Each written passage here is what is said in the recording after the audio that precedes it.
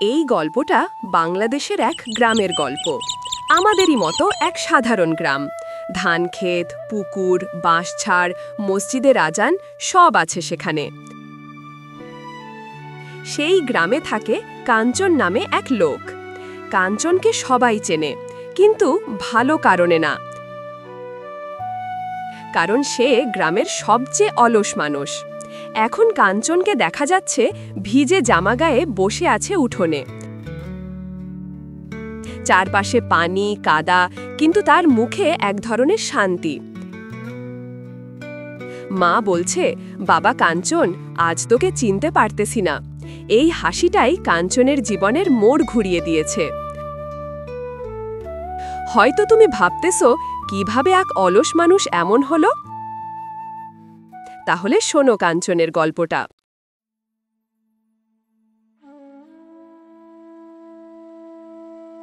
গ্রামের নাম খালপাড়, ময়মনসিংহের দিককার এক গ্রাম।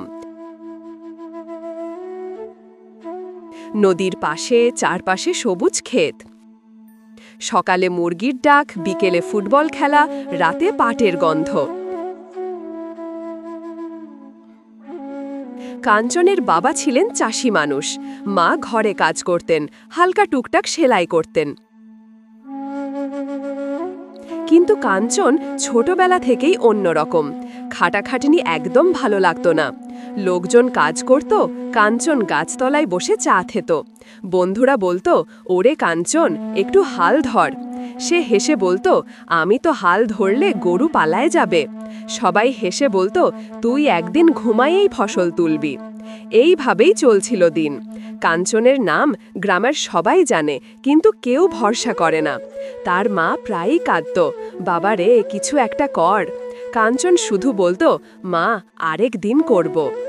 একদিন হঠাৎ করে গ্রামের খবর এলো, নদীর পাড় ভেঙে গেছে, পানি ঢুকছে মাঠে আর বাড়িতে। সবাই দৌড়াদৌড়ি করছে, বাঁশ বালতি নিয়ে বাঁধ দিতে গেল।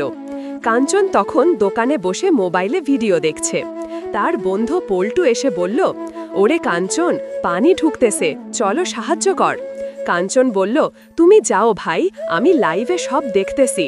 পল্টু রেগে গিয়ে বলল, তুই মানুষ না কাঞ্চন, তুই ছায়া। এই কথাটা কাঞ্চনের মনে লাগে। সেই রাতে ঘুম আসে না তার চোখে। মা নিঃশব্দে উঠোনে পানি তুলছে, কাঞ্চনের বুকের ভেতরটা ভারী লাগে। ভোরে হঠাৎ কাঞ্চন উঠে দাঁড়ায়, বলে, আজ আমি যাব। সে ছুটে যায় নদীর পাড়ে। দেখে সবাই কাদায় হাবুডুবু খাচ্ছে, পানি ঠেলে বাঁধ দিচ্ছে। কাঞ্চন কোনো কথা না বলে কাদা মারিয়ে নেমে পড়ে। হাত দিয়ে বালতি তোলে, বাঁশ ধরে, মাটি ফেলে। লোকজন অবাক। একজন বলে, ওই যে কাঞ্চন, সে কাজ করছে। বৃষ্টি নামছে, কিন্তু কাঞ্চন থামে না। তার শরীর কাদায় ভরে গেছে, তবুও সে কাজ করে যায়। পল্টু পাশে এসে বলে, বাহ ভাই, আজ তোকে অন্যরকম লাগতেছে। কাঞ্চন হেসে বলে, এখন বুঝতেছি ঘামের মজা কেমন। বিকেলে যখন বাঁধটা পুরো শক্ত হয়, গ্রামের মানুষ হাততালি নেয়। মা দূর থেকে দেখে কাঁদে, কিন্তু সেই কান্নায় গর্ব আছে। কয়েকদিন পর উপজেলা থেকে লোক আসে, যারা বাঁধ দিয়েছে তাদের সম্মাননা দেবে। কাঞ্চনের নাম ডাকা হয় মঞ্চে। সে অবাক, লজ্জায় মাথা নিচু করে যায়। চেয়ারম্যান বলে, এই কাঞ্চন একসময় গ্রামের অলস মানুষ ছিল, আজ সে পরিশ্রমের মানে বুঝেছে। সবাই হাততালি দেয়। কাঞ্চন মাইকে বলে, আগে ভাবতাম ঘুমে সুখ আছে, এখন জানি কাজেই শান্তি। রাতে কাঞ্চন বারান্দায় বসে থাকে। বাতাসে নদীর গন্ধ, দূরে ব্যাঙ ডাকে। সে ধীরে বলে, অলসতা মানুষকে হারায়, পরিশ্রম মানুষকে ফেরায়। তার মা আসে, মাথায় হাত রেখে বলে, তুই আজ আমার গর্ব কাঞ্চন। কাঞ্চন মায়ের দিকে তাকিয়ে হাসে, বলে, মা এখন থেকে আমি থামব না। আর সেই থেকেই কাঞ্চন বদলে গেল। সে ভোরে ওঠে, মাঠে যায়, হাসে, কাজ করে।